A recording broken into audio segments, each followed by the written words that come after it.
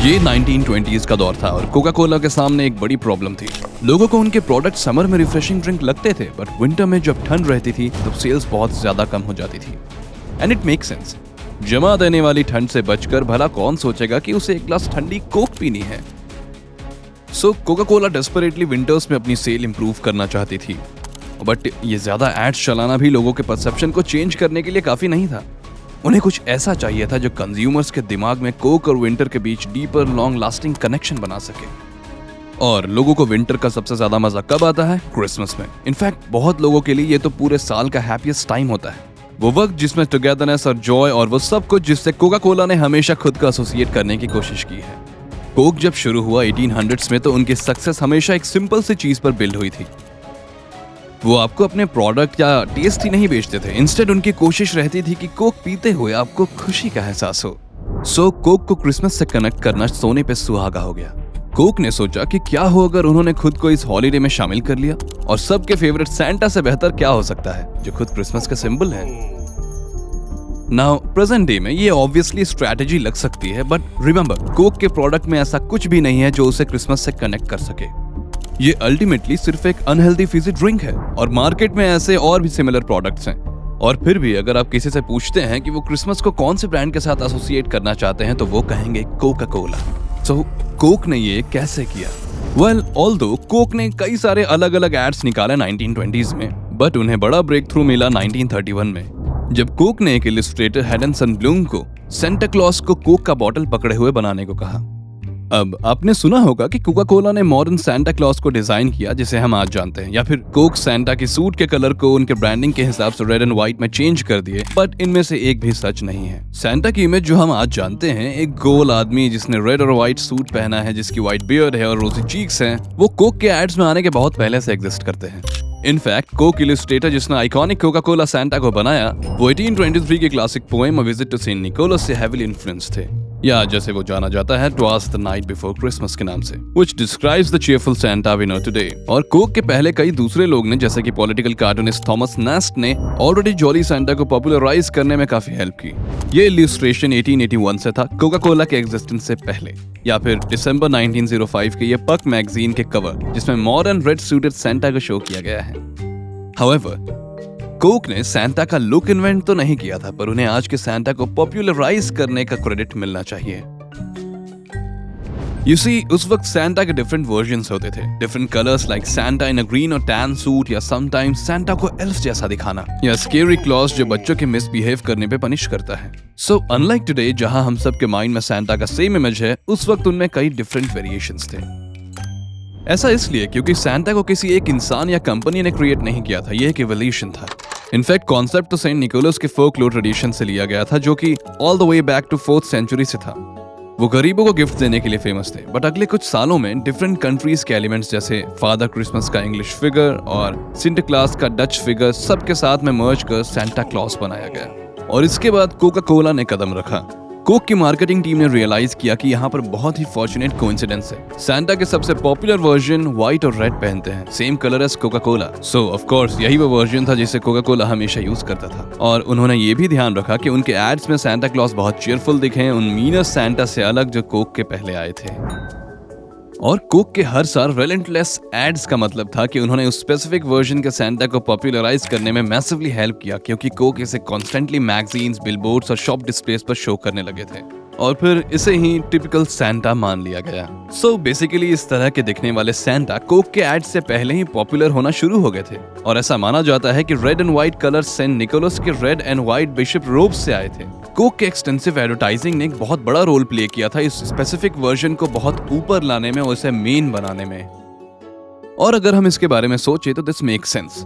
Coke के Santa के कुछ कंप्लीटली न्यू वर्जन्स बनाने में जहां टोटली डिफरेंट कलर्स लगे, उतना इफेक्टिव नहीं होता जितना एग्जिस्टिंग सैंटा कैरेक्टर पर सिंपली अपने प्रोडक्ट्स को अटैच कर कैपिटलाइजिंग करना हो सकता था। आइडिया था कुछ ऐसे चीजों को यूज करना जिसे ऑलरेडी लोग पसंद करते हो, इसकी शुरुआत 1931 में हुई with the campaign name my hat's off to the pause that refreshes. इसका टैगलाइन था old Santa busiest man in the world takes time out for the pause that refreshes with ice cold Coca Cola. इसके पीछे का idea था कि हम सबको pause लेना चाहिए अपने बिजी और स्ट्रेसफुल शेड्यूल से और कोक के साथ रिफ्रेशमेंट एंजॉय करना चाहिए अगर आप सेंटा भी हो जो सारे प्रेजेंट्स डिलीवर करता है। ये एड कई पॉपुलर मैगजीन्स में चलाए गए जैसे द सैटरडे इवनिंग पोस्ट, पर ये सिर्फ स्टार्ट थी।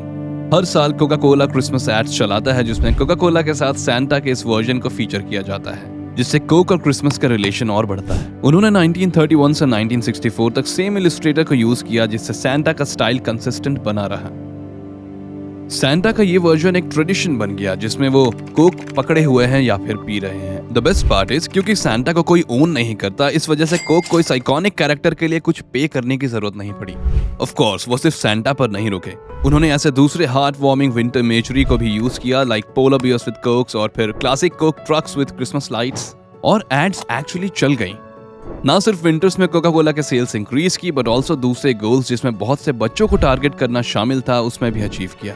बच्चों के लिए उनके प्यारे सैंटा फिगर को कॉन्स्टेंटली कोका कोला से सराउंडेड देखने पर अनडाउटेडली उनके माइंड में प्रोडक्ट और क्रिसमस के बीच एक डीप एसोसिएशन क्रिएट कर दिया गया। ये कोक के लिए काफी क्रूशियल था क्योंकि एक स्ट्रॉन्ग रिसर्च से पता चला कि अगर आप बच्चों को यंग होने पर कोक पिलाने में सक्सेसफुल रहते हो तो पॉसिबली वो लाइफ टाइम कस्टमर बन सकते हैं।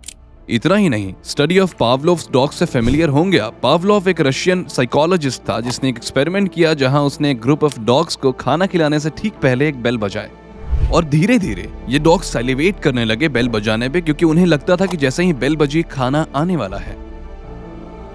और ये थी क्लासिकल कंडीशनिंग की डिस्कवरी। अब जब बात कोक की है तो हो सकता है कि इंसान को कोक को लेकर स्ट्रॉन्ग फीलिंग्स ना हो बट उनको क्रिसमस की तरफ स्ट्रॉन्ग पॉजिटिव फीलिंग्स होती हैं, happiness, family, excitement and so on.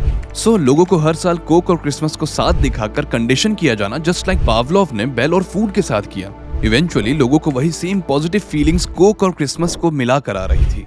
Now ये अनडाउटेडली कोक की मार्केटिंग टीम का अच्छा काम था। जो बात अच्छी नहीं थी वो ये कि कोक के सैंटा को अपने एड्स में यूज करने वाले आइडियाज से पहले ही दूसरी ड्रिंक कंपनी ये स्ट्रेटेजी अपना चुकी थी। व्हाइट रॉक बेवरेजेस नाम के ब्रांड ने 15 साल पहले ही ऐसे एड्स यूज कर चुकी थी। इसमें modern style Santa presents deliver करते हैं जिसमें व्हाइट रॉक वाटर इंक्लूडेड था। इस कैंपेन ने बिजनेस को 1923 में यूनाइटेड स्टेट्स का one of the largest producers of mineral water बनाया और जल्द ही उन्होंने सैंटा को जिंजर एल सेल करने में यूज किया। कोक इन सब के बारे में जानता था और ये पॉसिबल है कि इसी ने कोक की मार्केटिंग टीम को ऐसा ही सिमिलर करने के लिए इंस्पायर किया हो। तो लोग ऐसे मिथ्स को रिपीट क्यों करते हैं जिसमें कोक ने सैंटा को चेंज किया हो? वेल ट्रुथ ये है कि सीक्वेंस को इलस्ट्रेटर्स ने एक दूसरे के आइडियाज पर डेवलप किया जो खास मेमोरेबल नहीं था। प्लस कोक थोड़ा क्लेवर भी है। वो खुद क्लेम किए कि सैंटा का जॉली लुक 1931 में हैडल सनब्लॉम और कोका कोला के साथ शुरू हुआ, जो कि एक्चुअली सच नहीं है। हम जानते हैं कि ऐसे सिमिलर वर्जन्स पहले एग्जिस्ट करते थे बट कोक सैंटा के फर्स्ट मॉडर्न लुक को पॉपुलराइज करने के लिए क्रेडिट ले सकता है। कोक से पहले हर किसी के पास सैंटा की सेम इमेज नहीं थी। वो हमेशा से रेड एंड जॉली नहीं थे और अगर कोक को विंटर सेल्स को इंक्रीज करने की जरूरत नहीं होती और इसके लिए इतने पैसे स्पेंड करके सैंटा को पब्लिक कॉन्शियसनेस में रीइंफोर्स करने में हेल्प नहीं करता तब ऐसा पॉसिबल था कि सैंटा का ये वर्जन उतना पॉपुलर नहीं होता। और हाँ, कोक के क्रिसमस आइडिया से सब खुश नहीं थे। कुछ हेल्थ एक्सपर्ट्स के ऐसे कॉल्स भी आए जिसमें कहा गया कि कोका कोला ने फॉल्स गिफ्ट्स दिए, बैड टीथ और वेट प्रॉब्लम्स। सो कोक क्रिसमस के साथ अटैच होने में इतना सक्सेसफुल कैसे हुआ? अब कोका कोला एड्स और इमेजेस के बिना हॉलीडेज इमेजिन करना मुश्किल है। मैंने खुद लोगों को कहते हुए सुना है कि तुम जानते हो क्रिसमस आ चुका है जब कोक एड्स शुरू होती है। सैंटा एड्स इतने अच्छे से काम करने के पीछे का रीजन ये भी है कि कोका कोला हमेशा सेम रहा, कोई चेंजेस नहीं उनके प्रोडक्ट, लोगो, कलर्स या ब्रांडिंग में। मतलब उन्होंने ट्राई किया था कोक को नया करने की बट वो हॉरिबली बैकफायर्ड किया, सो उन्होंने इसे क्विकली बदल दिया और ऐसे ही consistently same kind of ads को सेम प्रोडक्ट और ब्रांड के लिए हर साल चलाते रहे जिससे एक कनेक्शन रीइंफोर्स हो गया और ट्रेडिशन बन गया। रिसेंट ईयर्स में हमने दूसरे ब्रांड्स के क्रिसमस एड्स रनिंग में ह्यूज राइज देखा है जो कि मोर इमोशन ड्रिवन होने की कोशिश कर रहे हो। Like supermarkets millions of dollars के एड्स रन करते हैं जिनका एक्चुअल फोकस उनके प्रोडक्ट्स पर नहीं होता, इंस्टेड वो स्टोरी बताने की ट्राई करते हैं। बट कोक के आसपास कोई नहीं। कोक अपने क्रिसमस एड्स लगभग 100 साल से चला रहा है और ये कनेक्शन बहुत डीप जा चुका है। और कोका कोला के लिए ये एक्स्ट्रा इजी है बिकॉज वो सेम कैंपेन को हर साल रिपीट कर सकते हैं। सो जहां कई कंपनीज को हर साल कुछ नया नया करना पड़ता है, लोग सैंटा को कोक के साथ और कोक ट्रक को एक्सपेक्ट करते हैं और ऐसा ना करने पर कोक पर गुस्सा होते हैं। और जब लोग पूछते हैं कि कोक इतना खर्च क्यों करता है एडवर्टाइजिंग पर जब सब कोई उसके प्रोडक्ट्स को जानते हैं, आंसर इज वो अपने सामान का एडवर्टाइजमेंट नहीं कर रहे, वो आपके सबकॉन्शियस के साथ एसोसिएशन क्रिएट करने की कोशिश कर रहे हैं, जिससे आप जब भी शॉप पे जाएं आप इंस्टिंक्टिवली कोका कोला की तरफ खींचे चले जाएं। इससे पेप्सी पैराडॉक्स को एक्सप्लेन करने में भी हेल्प मिलती है। ब्लाइंड टेस्ट टेस्ट में ज्यादा लोग पेप्सी प्रीफर करते हैं, but visible choice of options देखने पर ज्यादा लोग कोक प्रीफर करते हैं। इससे ये पता चलता है कि लोग कितने कनेक्टेड हैं कोक से। इसमें कोई शक नहीं है कि कोक और क्रिसमस को मिलाने के लिए कोक ने जितने पैसे खर्च किए वो कितना बड़ा रोल प्ले करता है।